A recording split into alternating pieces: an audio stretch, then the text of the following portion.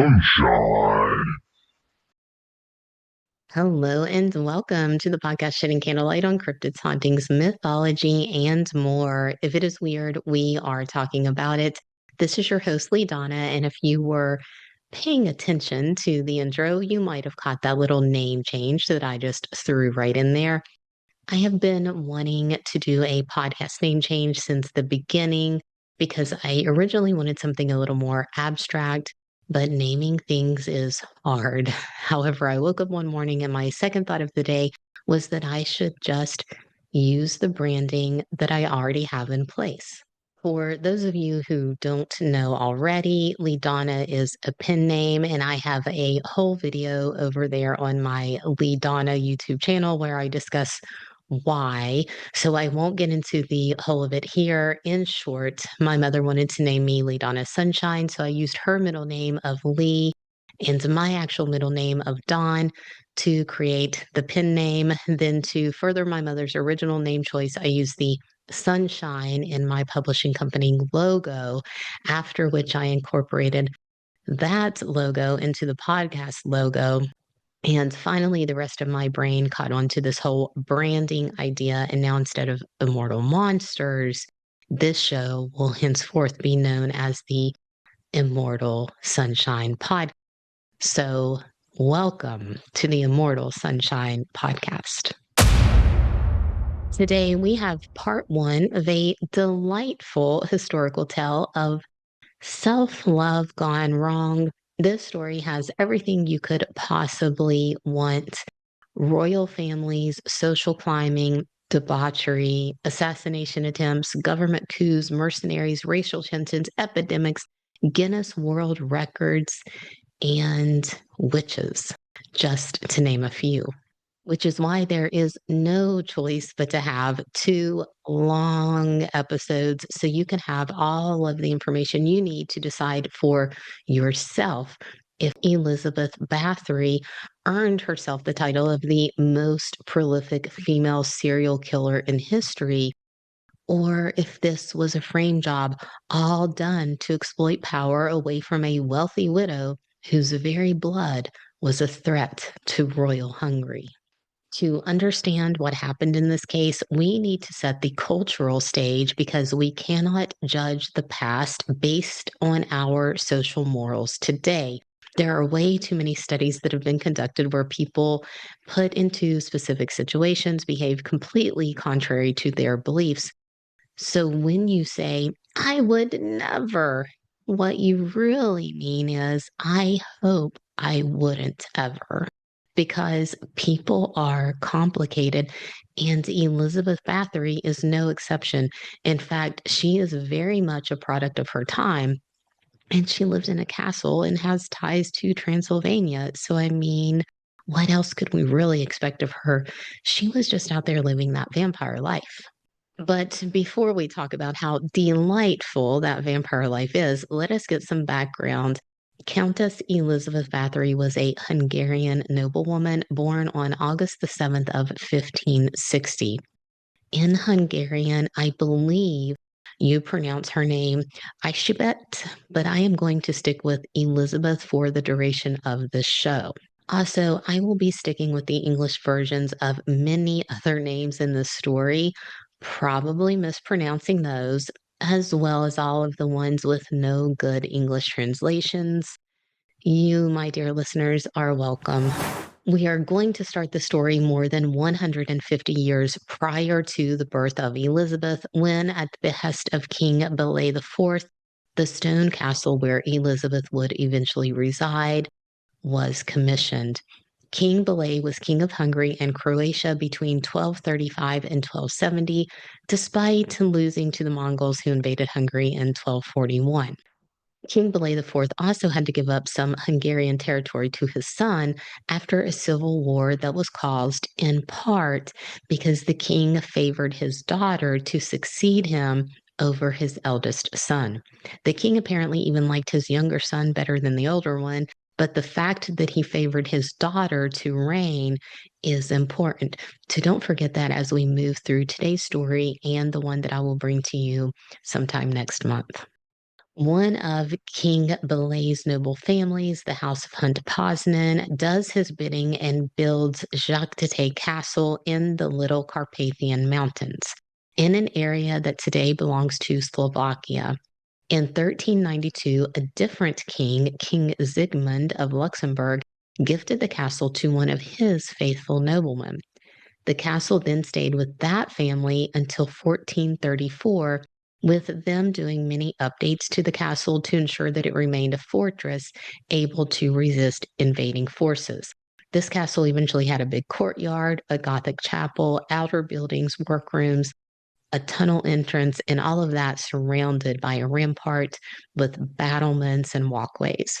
In 1436, King Sigmund once again gave the castle to one of his prized aristocrats, whose family retained possession of the castle for the next 130 years, until their last living descendant died without any heir to pass the property on to.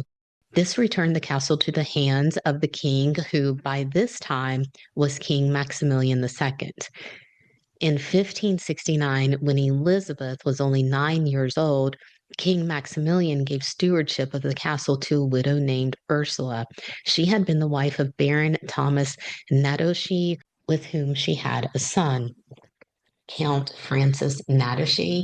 Francis will later marry Elizabeth, but before we get there, we must once again travel back in time. There is no question that among the aristocracy, many marriages were arranged by families seeking alliances for political power and money. This is not unique to any country in history. However, in Hungary and other lands around it, where the cultures were very similar, women strong of mind and character were seemingly valued a little more than in other places. Through age 10, in the noble classes, girls were educated right along with their male counterparts. When girls were older, they were highly respected in terms of organizers of their households. There was not a greater importance placed on an order given by the mistress of the house versus the man of the house. Things were equally-ish good for both goose and gander in terms of their levels of respect. Literacy was very important to the ruling classes of these countries for both men and women, which is why it was quite scandalous when Thomas married Ursula. Thomas Nadochy was the Palatine of Hungary. The Palatine held the highest ranking office in Hungary. He was basically the right hand of the king. From the 11th century, when the position was created, through 1723, which is long after everyone in our story today has passed away, the Palatine's duty was to represent the aristocracy. So imagine the shock of the nobles when their beloved Palatine married an illiterate woman. Ursula would be at court with these people, but she was not educated the way the rest of them were. However, she did belong to the noble class and was very, very wealthy. Additionally, it is said that Thomas was woefully in love with Ursula, that their marriage was a rare one based on love, not money. Proof of this is found in the surviving letters that the couple wrote to each other. They were quite lovey-dovey. But wait, Ursula was illiterate, right? Well, you see, Thomas apparently could not stand being separated from his wife, a problem my husband and I both have. So we understand that in his need for the companionship of his wife, Thomas prioritized her education, teaching Ursula to read and write, in large part solely for the purpose of being able to communicate with her when he was away on official business. The pair even had pet names for one another. While pet names can be overdone, if you are in love, do write your partner a note. My husband just wrote me one for my birthday, and it touched me in a way that I really needed. He thinks that he isn't great with words, but the few times he's written me a letter, he's absolutely nailed it because he speaks from his heart, and therefore his words speak directly to my heart. If you are in love and your partner is a sap like me, they will probably cherish a note written by your hand. if you have beautiful writing like my husband does, because if I write him something, well, a little niece received a letter from me recently and told her mother that she couldn't possibly read it because her dear auntie had written to her in a foreign language. And I guess that means that 500 years from now, no one is going to be talking about my love notes on a podcast. The lovebirds, Thomas and Ursula, though, could read each other's handwriting, and they eventually had a child that would be their first and last, a son known as Count Francis. No relation to Dracula yet. Francis spent a lot of his time in the royal court at Vienna, as one would presume, given his father's role in royal Hungary. Francis wasn't known to be the best student academically, but he was very popular at court. He was outgoing, and as a male, he underwent military training, an area in which Francis excelled. He apparently shined when it came to physical displays of maleness, I assume swords and things. And as one would imagine, Francis made many political connections. One of them being a classmate who was not nearly as accomplished as Francis when it came to his military skills, but nonetheless, George Thurzo became one of Francis's very best friends. The duo had a friendship that would endure for the remainder of Francis's life. In 1570, when Francis was 15 years old, and while he was still training at court and making a name for himself, he received an offer from a very well connected family.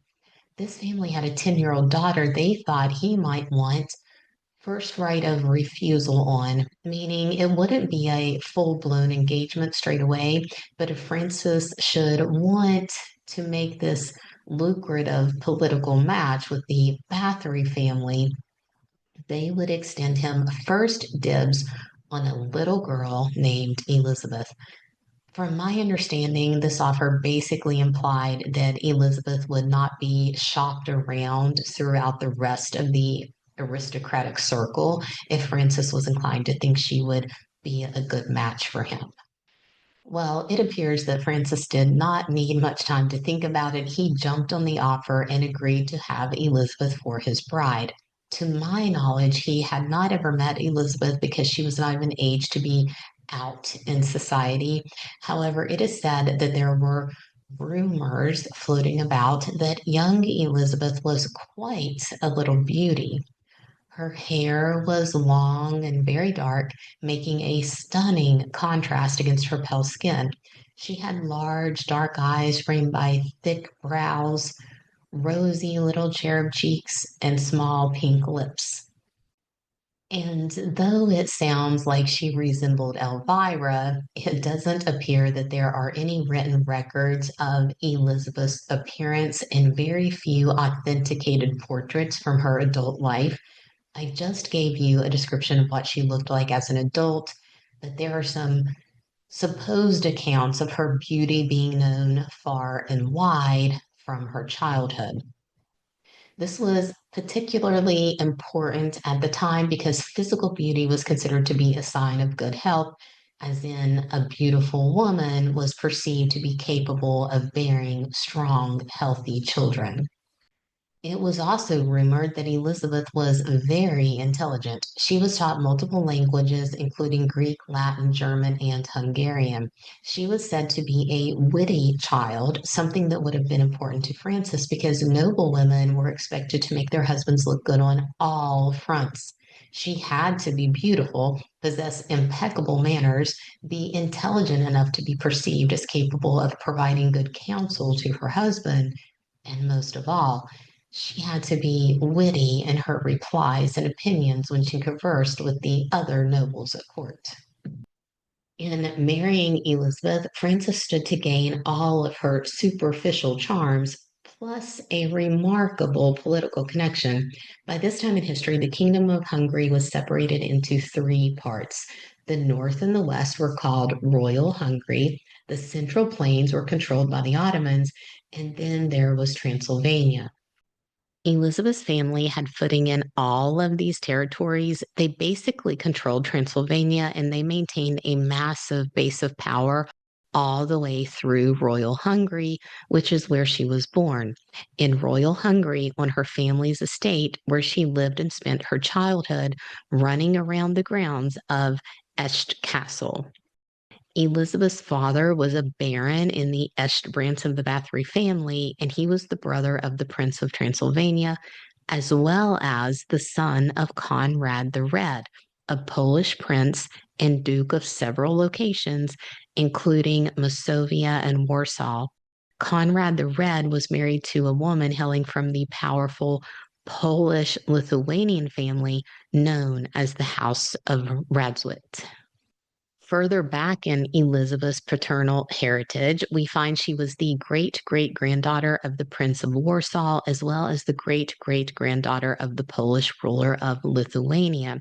She was the great great great granddaughter of another Polish prince, and one more generation back, the fourth granddaughter of a prince of Kiev, and yet another generation back, a descendant of the ruler of Ukraine. But Elizabeth's paternal side of the family was not the only one that was stacked with nobility. You see, her parents were both from the Bathory line. They were seventh cousins, but the family line had separated many generations before, and it was not until the marriage of Elizabeth's parents that the line was reconciled unto itself, meaning the rumors that they were inbred was false. The Bathory line ensured that their family belonged to basically every ruling class in every country around them and beyond. Then, once they had political footing everywhere, they came back together, magnifying their political leverage. Elizabeth's mother hailed from the line of the family that gave Transylvania its princes. She was the daughter of the man who held the title of the Palatine of Hungary before Francis's father ever held that position. She was also the sister of another prince of Transylvania. His name was Stephen Bathory, and he became the king of Poland and Grand Duke of Lithuania. So basically, Elizabeth's lineage reads like the who's who of every country connected to her part of the world. The Bathory family played massively important roles in Hungarian history for centuries. So to say that Elizabeth had a privileged life would be an understatement. Her family was very wealthy and extremely well connected. Coupling her prominent social rank with his own was a no-brainer for Francis. He agreed to marry her and continued his training at court, where he eventually earned the military rank of captain. Their engagement was made official in 1573 when Elizabeth was 13 years old. On May the 8th of 1575, or possibly even 1574, according to a couple of sources. So either when Elizabeth was 14 or 15 and Francis was around 20, the couple were married in front of 4,500 of their closest friends and family. The ceremony took place at the Palace of Vranov, which apparently means crow and is located in the east of modern-day Slovakia. Their marriage was a lavish event that was spread over the course of 3 days. As was the custom of the time, Elizabeth did not change her name. Bathory remained her legal surname, which is why history records her as such. But in the course of her day to day life, she would have often been referred to as Mrs. Francis Nedoshi. Shortly before their wedding, Francis inherited a large fortune from his mother and his already deceased father. Additionally, Francis marrying Elizabeth meant that the couple now owned large portions of land throughout all 3 territories of the Kingdom of Hungary. One of these properties was the Čachtický castle, which at this time was technically owned by the king. But if you remember from earlier, the king had made Francis's widowed mother the steward of the castle in 1569. So, as a wedding gift, Francis gave Elizabeth his household in the castle. which in my opinion really isn't a great gift since it could technically be taken away by the king. And Elizabeth grew up in a castle of her own. So I don't know how much of a move like this would have impressed her, but nonetheless, this is what was done. However, Francis had another castle near the border that separated royal Hungary from the Ottoman occupied portion of Hungary. And it is in that castle at Sharvar that the couple lived after they were wed. Now, I am going to move through some of the details of their marriage as quickly as possible because otherwise, this will be a 15-hour long episode. For our purposes today, I just want to set a timeline and give a brief overview of their marriage, starting with Francis being called away to war 3 short years after he married Elizabeth.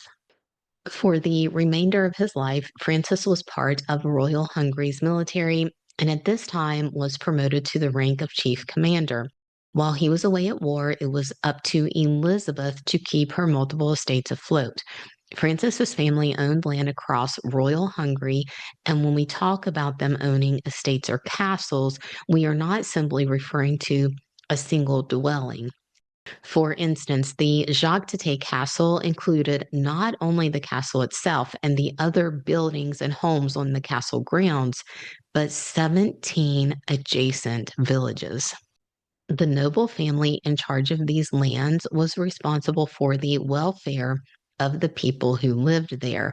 They were supposed to ensure that the basic needs of these people were met, and this included providing medical care, which will be important here in a minute, so keep that in mind. A war called the Long War raged from 1593 to 1606 when the Ottomans decided to invade with the ultimate goal of conquering Vienna, where the seat and royal court of Royal Hungary was located. During this time, Francis proved himself to be a brave soldier for his country. He rose in respect, which only added to his power as a Hungarian nobleman, making him one of the most influential men of his time. He became known as the Strong Black Bay, which I believe would more modernly translate to the Powerful Black Knight. Basically, Francis was Batman, and he was also a Hungarian warrior who was very successful in battle and therefore very popular amongst the people because we do like our warriors. And if you remember, Francis was already impressing people with his displays of pure physical strength when he was a kid at court. So becoming a war hero skyrocketed his influence. For Elizabeth, there were no titles of honor, but she was responsible to defend their properties, including all of their villages. The castle in Sharvar, where she was living, was not only close to the border with the Ottomans, but it was also along the route between the border and Vienna. So the threat to the lands there was very high. And she still had to protect Čachtický Castle and those 17 villages on the other side of Hungary because even those lands already had a history of being plundered by the invading Ottoman forces. So she could not let her guard down, and from all indications, she did not. It is well documented that while her husband was away, Elizabeth took over running their 20 estates by doing things like opening lines of credit with merchants and paying bills, which included balancing all of those accounts. She organized the serfs or tenants on her lands to ensure fields were planted and harvested, and then calculated those food rations so they could be dispersed or sold. She approved the sale of their livestock, wine, and other commodities, and ordered necessary supplies such as cloth and materials that would be needed for repairs to the properties and defensive walls. She organized medical care for everyone on her land, and she even worked with various charities who would supply aid to widows and to victims who had been raped by the invading forces. Additionally, she personally petitioned the king on behalf of many of her tenants when those people found themselves in legal or financial trouble. All of this in addition to taking care of her 5 children. Now, only 3 of those 5 children survived into adulthood, and we will talk about them a bit later. But I want to note a couple of things here. Firstly, as is still common among wealthy families today, the Nadoshi children would have grown up with a nanny or a governess the same way both Elizabeth and Francis did. However, having a nanny does not mean that parents hand the children off and then never get involved with their lives. Some wealthy parents throughout history did not want anything to do with their children, but those terrible parents do not represent the vast majority. They have only promoted the stereotype. And there are a lot of families with little to no money where the parents don't want anything to do with their children either. So it really is just a person problem and not a money issue. It seems that Francis and Elizabeth were both greatly cared for by their parents as well as their nannies, and it seems that they both cared about their own children a great deal. Furthermore, it was common for noblewomen to grow very close to the other women they hired to help care for their children, especially in cultures like Elizabeth's, where she wasn't expected to sit around hosting tea parties all day. Elizabeth was the ultimate stay at home mom. And if you are a thinking person, you know that being a woman who runs your household like a boss is the hardest job on the face of the planet. And Elizabeth didn't have only one household to run, she had entire villages. And during Francis's lifetime, those villages were not even on the same side of the country. Nevertheless, Elizabeth traveled to these villages herself in order to understand the needs of the people there and to ensure that everything was being administered properly. I am bringing this up here because after we get into the charges against Elizabeth, I don't want any of you to fall into the trap of believing what others have speculated, which is that Elizabeth was derelict in the rearing of her own children and or that she was treated cruelly when she was raised and that bad childhood turned her into a monster. The sob story card is one that criminals of today like to play, but that is because our culture permits it. We cannot take that and impose it upon the past, especially when there is every indication that both Francis and Elizabeth were loved by their families, and that as a whole, noble families of this time very much cherished their children. We also have to not only be informed by their culture, but by what was happening in their world when it comes to judging things like Elizabeth's lack of flowery words when she wrote to her husband about how things were going at home while he was away at war. I am also going to take this opportunity to disavow another point commonly promoted when it comes to Elizabeth's supposed lack of warmth. Just because her first recorded living child came 10 years after she was married does not mean that she was such a beast that her husband could not stand to touch her. She was a 15-year-old girl when she got married, and within 3 short years, her husband was away at war, meaning he would have also been away from home for periods of time during those first few years because he was in the military and they do things like train. In fact, there is evidence suggesting that Francis was indeed gone during those first few years more often than he was at home. Additionally, Elizabeth could have very well had miscarriages that were not recorded because such things were not regularly recorded back then, and they still are not recorded even today.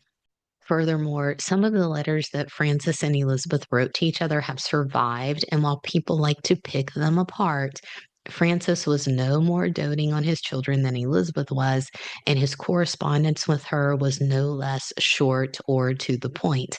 I do not see these letters as anything more than two very busy humans communicating the necessary information to one another. They are not overly affectionate, but they are not wholly devoid of warmth either. I think the two of them certainly liked one another. They definitely had respect for each other and most likely did have some level of genuine love. As for their wealth, nobles basically ran their estates like countries. They were not taxed on the land and got to keep and use the profits however they saw fit. This is how smart nobles like Francis and Elizabeth made their money. They created product on their lands and then negotiated trade deals, sometimes even with other countries. There was a population boom in other parts of Europe, and therefore Francis and Elizabeth were selling goods like mad, and they made a whole lot of dough. We are talking filthy rich. When the Long War started and the decades of relative peace that Francis and Elizabeth surely wanted began to crumble, they really did not slow down on the money making. For Hungary as a whole, the war was devastating. Between the fighting, the outbreak of epidemics, and widespread famine, there was a severe population drop in Hungary. The landscape was sometimes referred to as a wasteland, and it is said that this war is what really set Hungary back as a whole, breaking them with the culture and progress of the rest of Western Europe because despite the brutal combat that raged for 15 years, Hungary did not gain anything that could negate the damage. Their borders remained relatively the same, still split into three territories, and there was no significant power shift. The royal Habsburg family actually came out shorthanded because they had to end up paying extra money just to keep the same old land they had started out with. At first, Elizabeth did pretty well during the war because her husband, the war hero, was sending back Ottoman treasures that he pillaged while at war, and she put all of it to good use. Their wealth skyrocketed, so much so that they loaned the king and his family the money they needed to hire new soldiers from outside Hungary so the royals could continue the war. This loan was one that Francis wanted repaid sooner rather than later. Francis made a habit of asking the king for the money and received nothing.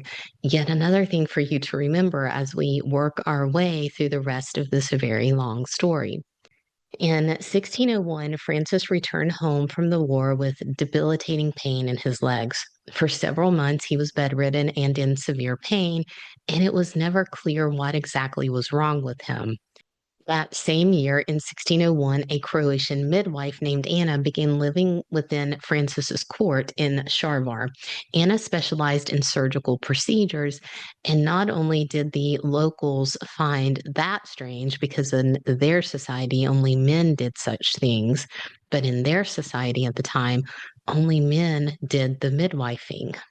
I have no idea what Francis thought about Anna, but she became a very close friend to his wife, and it is clear that Elizabeth was the one who hired Anna, possibly even to treat Francis himself, but he never fully recovered from what ailed him. However, he did return to the battlefield. Francis was regarded as a true hero of Hungary and was awarded the court rank of High Stable Master. In 1602, he fully purchased Čachtický castle from Rudolph II, who at that time was the Holy Roman Emperor as well as King of Hungary. This meant that Francis was now the sole owner and no king could take the land away from him. Also, just to be thorough here, we should note two things. Firstly, a few years after marrying Francis, Elizabeth went to the Vienna court and was introduced to Rudolph. It is said that the two of them got along like biscuits and jam. Apparently, both of them had a love for alchemy, which was a precursor for the later fields of chemistry and medicine, and also included mystically fun things like elixirs of life and immortality. Secondly, Hungary was never technically a part of the Holy Roman Empire. It always remained a separate and independent country, and therefore, not every emperor also had the title of the King of Hungary. This is marginally important to understand in the story because Rudolph abdicated the Hungarian throne to his brother Matthias, but Matthias did not earn the title of Holy Roman Emperor until after Rudolph died. Furthermore, these feuding brothers are part of the Habsburg family who owed money to Francis. And we will also be hearing more about Matthias as the story continues to unfold.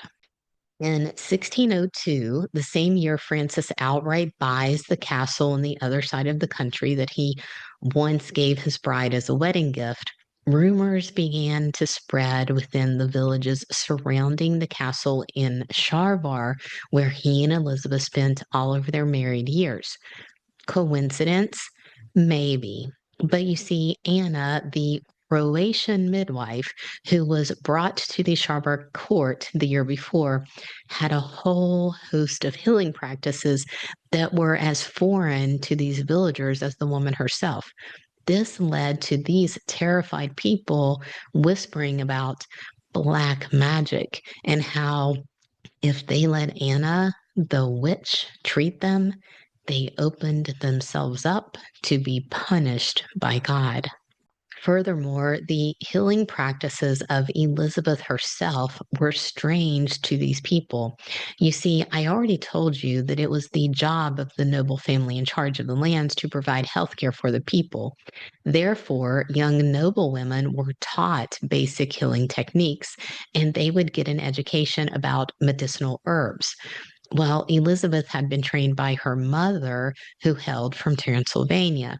And then she'd grown up in Est, which is in eastern Hungary. So, being in this new place of her husband's in western Hungary, things were a little different. People didn't always recognize the methods or the herbs Elizabeth was using. This bred suspicion, and if one of the treatments did not work, the villagers blamed the medical practice, even though there was no way to know if their own methods might have cured that patient. Up through this point in 1602, Elizabeth had taken the healthcare of her people seemingly very seriously. She ensured that each of the 20 estates under her authority had healers and herbalists living in those places full time, and she made sure that a portion of her own personal staff were well versed in the healing arts. These were highly trained individuals that she originally brought on board to tend to the care of her own children. Additionally, she hired specialty healers who would travel with her when she made rounds visiting the villages so that they could not only help to diagnose and treat those who needed help, but so if they found anyone in need of a more serious type of care than can be provided at the villages, she could bring them back to the castle under the supervision of the traveling healers.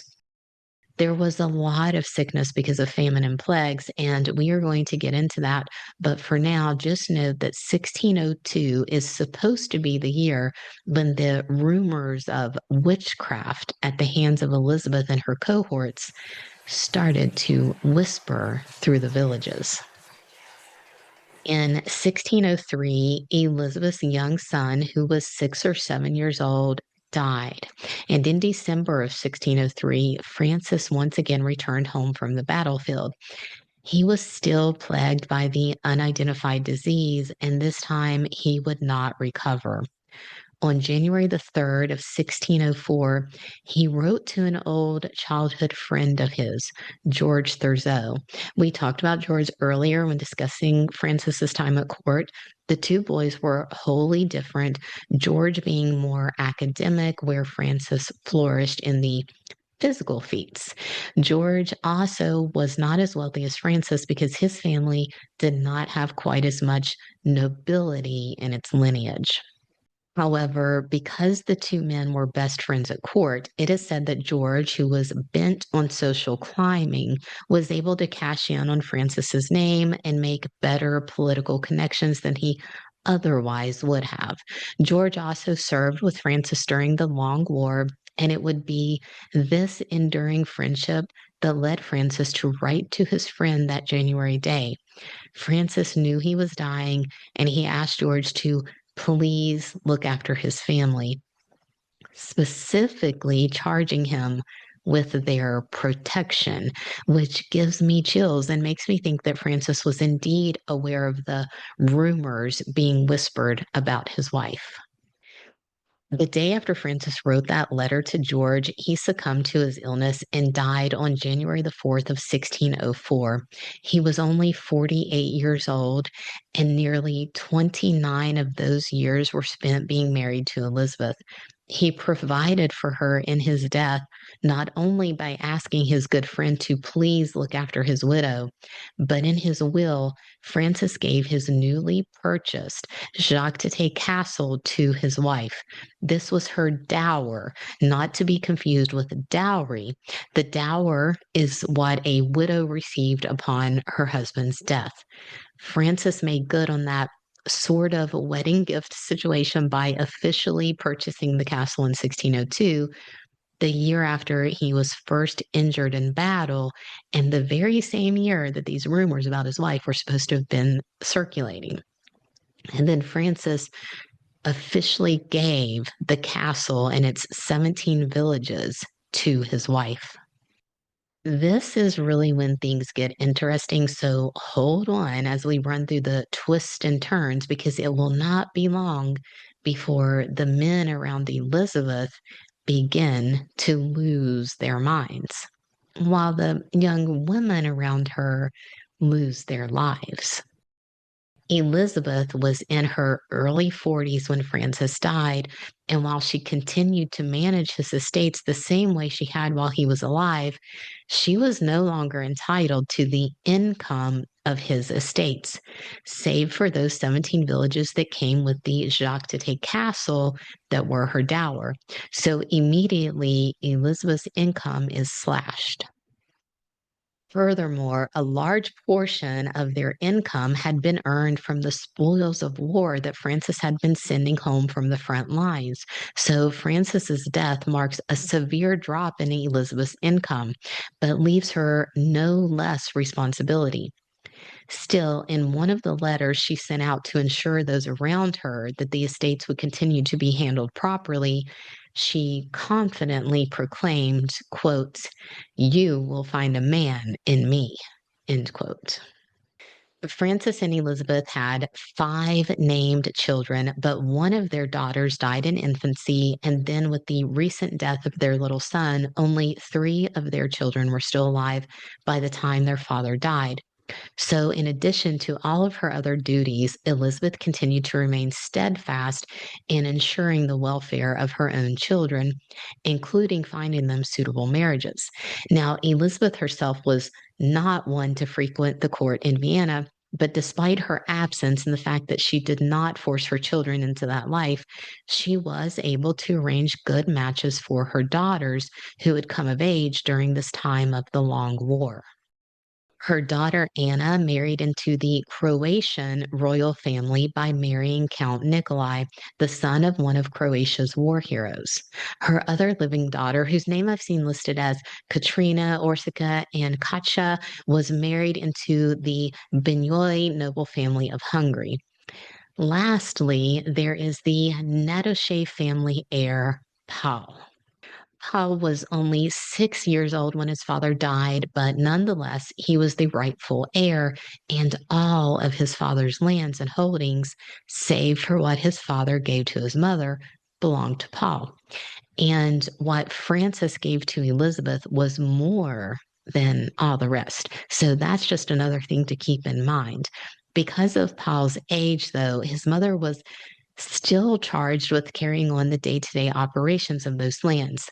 However, Hungarian law said that his mother could no longer be his legal guardian because they did not allow widows to be guardians of their noble heirs. If you recall, Paul's own father was sent to the Vienna court away from his widowed mother and remained there until he married Elizabeth. In Paul's case, the choice was made not to send him to court. He was to remain in the Nádasdy family seat there at the castle in Sharvar, where he'd grown up, and where he would now be under the care of his tutor, a man that disliked Elizabeth about as much as the Blood Countess disliked him. It is unclear who made the decision to keep Hal at home rather than sending him off to court. His tutor was technically the only person now allowed to make such decisions for Paul, and Elizabeth had no say in her son's education from this point forward. In fact, Elizabeth moved from this home that she had been living in since she married Francis and traveled to the only land that was hers and hers alone, Čachtický Castle in the Little Carpathians. While Elizabeth moved to what was now solely Bathory land, it is my understanding that her young son stayed in Sharvar on the Natashade ground away from her and with this man who did not like Elizabeth. But she certainly traveled on her son's behalf and made sure his estates were running smoothly. But how much involvement she was allowed to have with her son beyond that is unknown. What we do know is that widows were expected to stay in mourning for a full year. They weren't supposed to be out traveling around or showing their faces. However, one short month after the death of her husband, this rarely seen at court Countess Bathory waltzed into Vienna with an entourage dressed in the finest clothing around. Elizabeth spent modern equivalents of more than $1 million outfitting herself and her ladies. And honey, she was not wearing black, as was the Hungarian custom. This delightful woman walked in wearing red. The shock was real. You see, the custom was that a widow would wear black for the remainder of her life. So, in addition to Elizabeth being out in public so soon after her husband's death and prancing through the royal court of Vienna, no less, the collar of her clothing was a slap in the face to the aristocracy. I mean, they make stupid rules for ridiculous reasons, so why couldn't Elizabeth just fall in line? Well, here's the real truth. Elizabeth was not big on the stuffy confines of court life. She attended court very little, and none of her children were forced to go. So she didn't really put too much stock in what the aristocracy was saying. Elizabeth had work to do, and she was at court to be heard on a few matters. As for the color of her clothing, the people in the villages of Hungary believed that red was the color of mourning, not black. They also believed that the color red provided protection from the supernatural elements of the world. Therefore, Elizabeth wasn't really being disrespectful, nor was she celebrating freedom from her marriage. It is very clear that Elizabeth believed in particular superstitions or folklore, and she was a woman who talked to the people in her villages. She was also cultured.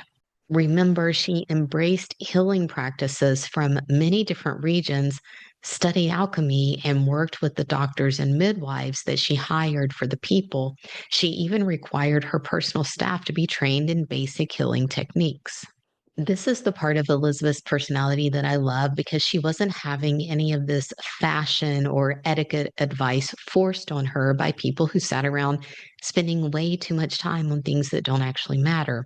The aristocracy would criticize and say she was a hillbilly, but she really didn't care because she was busy making history. And at this point in her life, some big changes were happening. So Elizabeth showed up at court like a boss. For starters, the royal family owed her money. The responsibility to repay the loan given to the Habsburgs to fund the war did not die with Francis. The money was still owed. The loan was simply transferred to her son. His legal guardian had authority over Paul's physical body and education. But until her son was of age, it was Elizabeth who was still bringing in the money, even for her deceased husband's coffers. So, this is why she continued to insist that the loan be repaid. It was owed, and it was her duty to collect the funds for the benefit of her son. However, later, after Elizabeth is arrested, this debt is wiped clean, which is yet another coincidental convenience, one we will talk about when we get there. Now, typically, widows retired and let someone else handle the business. It was sort of expected that they would slide out of the public eye. But Elizabeth did not subscribe to lazy, and she realized that if you wanted something done, you were better off doing it yourself. So she wasn't sitting down, and she most certainly was not shutting up. She was just getting started, and my delight over her will be dying shortly. Just hang in there while I gush for a couple more minutes. Epidemics were rampant in Hungary. At least once a decade, something pretty devastating swept through their lands. And when you couple that with incessant wars, like the Long War that is just now coming to a close, the people in the villages of Hungary were suffering. Even the bubonic plague broke out in Hungary more often than it did in other parts of Europe. In other countries, when people were complaining, it was not rare to hear someone remark that at least they weren't Hungarian. Francis and so many other men were killed in the wars, egged on by Rudolph II, and it fell on Elizabeth to care for not only the families they left behind, but to care for the wounded soldiers and innocent victims. The dower from her husband gave Elizabeth one of the largest properties in all of Hungary, and she was still trying to take care of the lands that now belonged to her son. I imagine she not only wanted her money, but she wanted the wars to end. In addition to the economic tension she was now facing and the weight of her duty to provide for the tenants in her villages, Elizabeth had one more reason to storm the halls of Vienna. As powerful and involved in the villages as she was, Elizabeth was very well known. Her fame was also spreading throughout the kingdom because those whispers that started in 1602 began shouting in 1604, shortly after Francis died. And again, I say convenient. In the castle lands where her young son and the tutor who despises Elizabeth resides, there's another man who starts openly spitting his dislike of the lady in red, the Lutheran minister of those lands, Istvan Magyarari. He complains about Elizabeth in the streets and all the way to the halls of the Vienna court. He says she is a witch, that she hires witches, and they do witchy things. Now, what he calls witchy, Elizabeth calls healing. We are going to get into the details on the next episode, and you guys can decide for yourself. But keep in mind that while some things you're going to hear are barbaric, other things that seem like torture to us were legitimate medical practices that were actually written down in books during that time. And we already talked about how Elizabeth's training and knowledge would have differed from what people in the Sharvar region of Hungary would have been familiar with. But some of the stuff is just plain sadism, and whether or not it's justifiably cultural will be up to you to decide. Nothing really happens when this priest goes to court because even though he is complaining that Elizabeth is practicing the dark arts and killing people, the only people she's killing are townsfolk and servants, and most of them are Slovakian. So the aristocracy doesn't care. In fact, there are rules of conflict that are basically rules of violence that outline what's acceptable recourse when someone does something offensive. It doesn't really have to be criminal or breaking a law, just offensive to one's delicate sensibilities. These rules are mind blowing, and we will touch on them in the next episode. But as you would imagine, when there is a noble and a regular person involved, the noble gets the special treatment. So Elizabeth leaves court and goes to live in her Čachtický castle, where she becomes known as the Bloody Lady of Čachtický. The following year, in 1605, she suffers another personal and economic blow. Her eldest brother and the heir to her birth family's money dies, and he dies without an heir. So that family money and their lucrative land holdings are transferred to a distant cousin. This means that all Elizabeth has left by way of money is truly her dower. Those 17 villages do produce product, but by this time in history, Hungary is in very bad shape.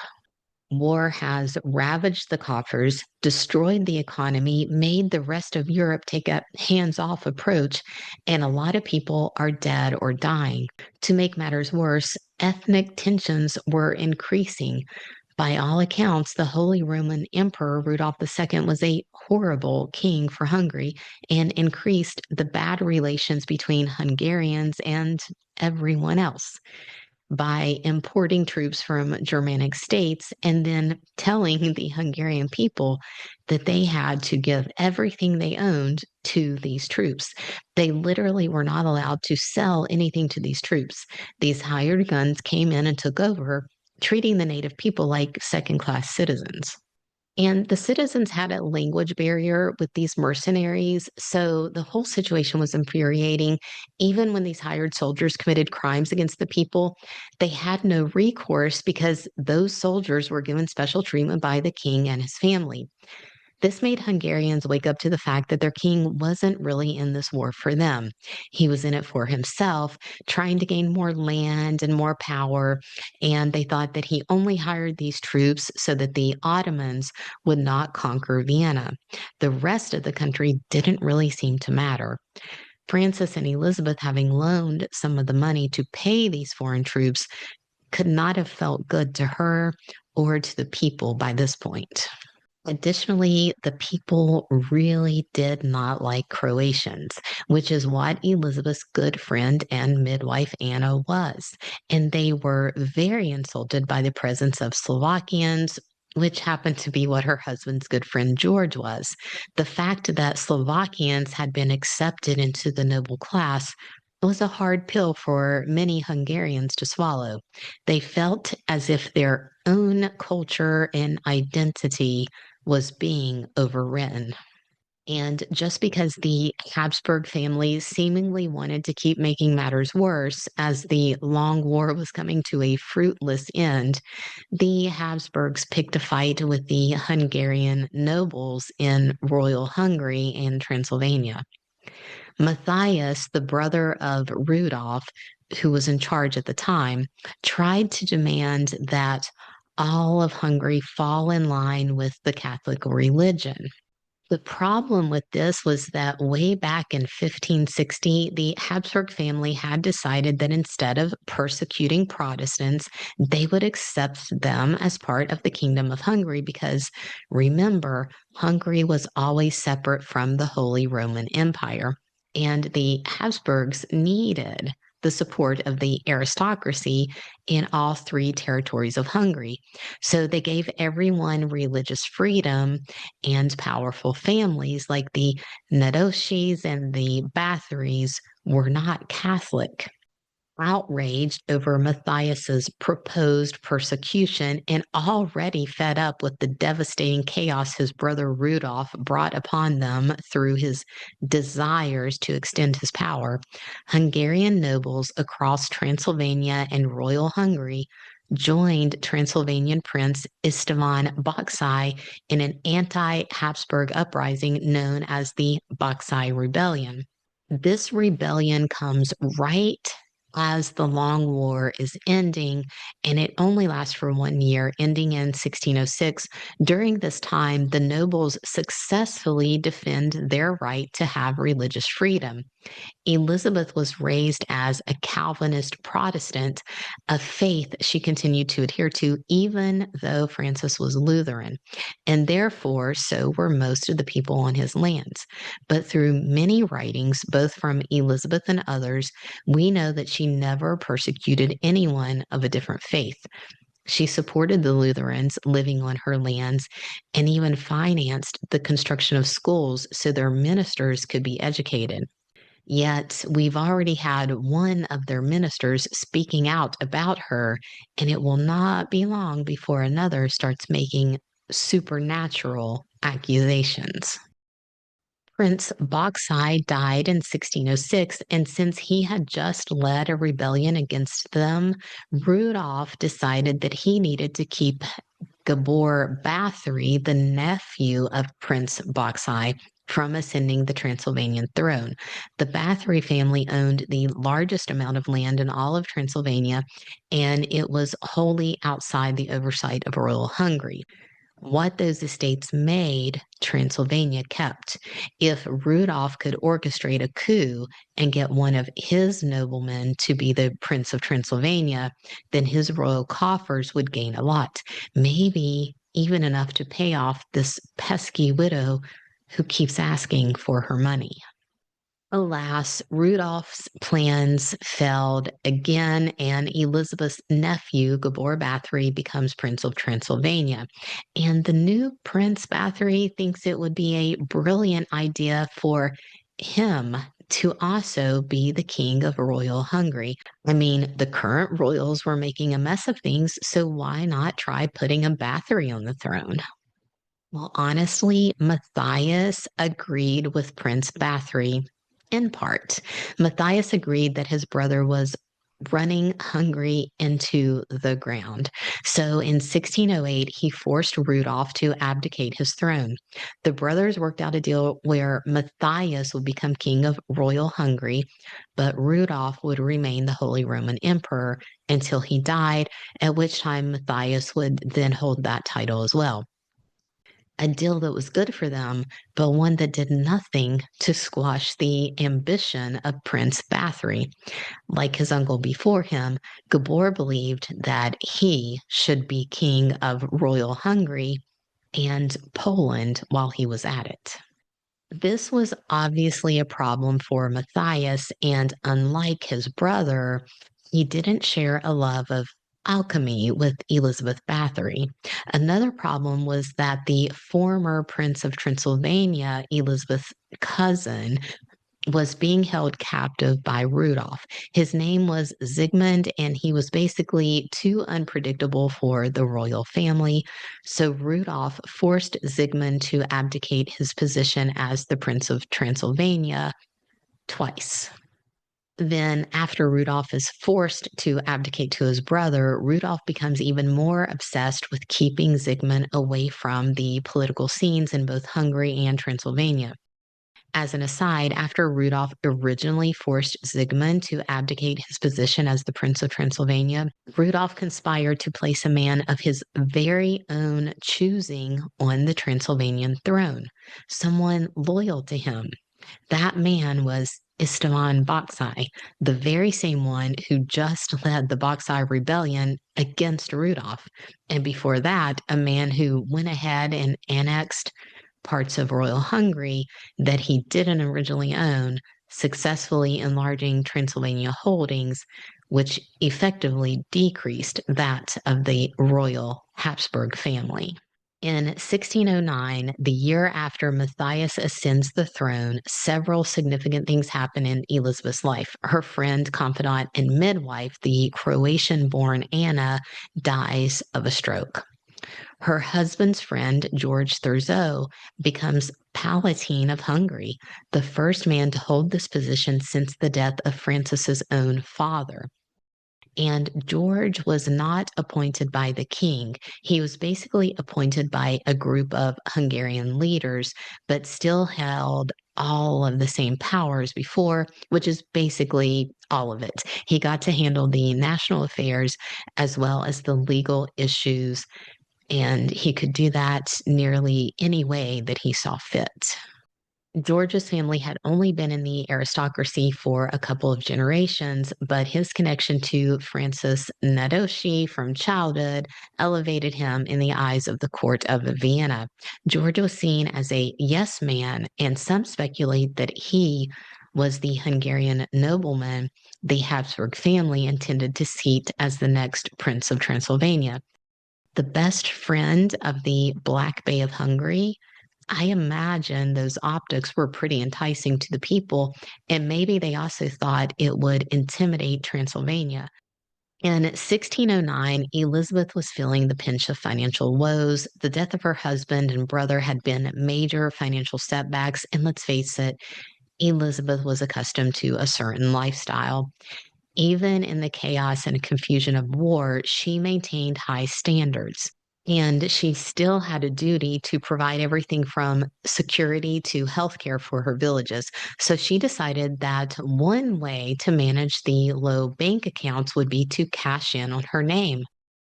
The highly connected, descending from royalty all over the place, Countess Elizabeth Bathory opened a finishing school.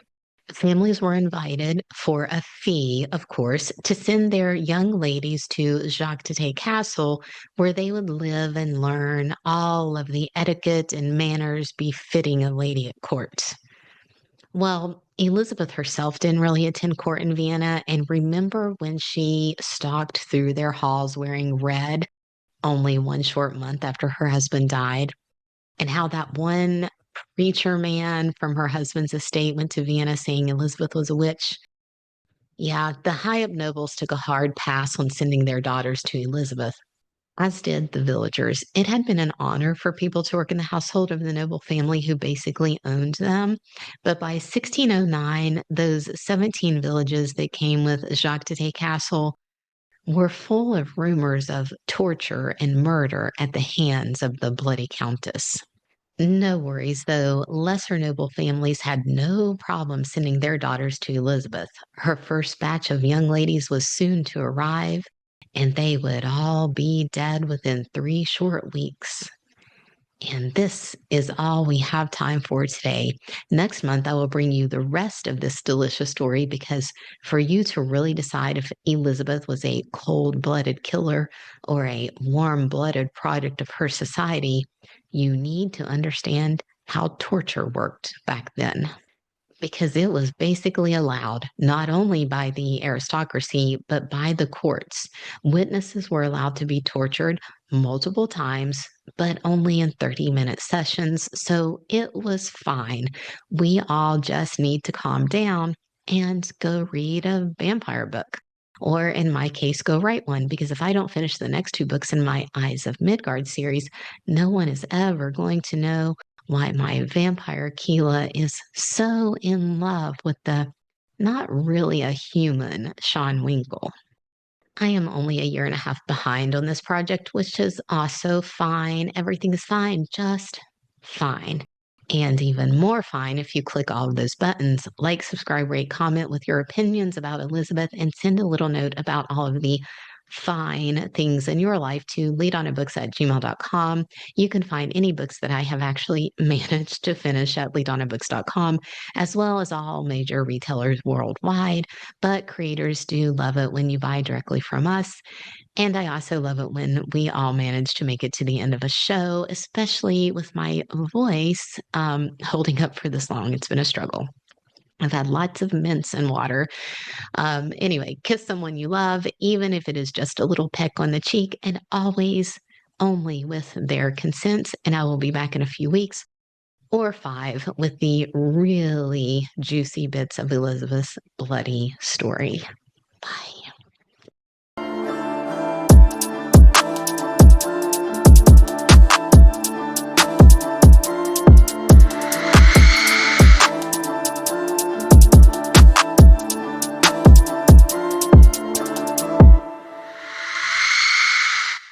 Hermosa.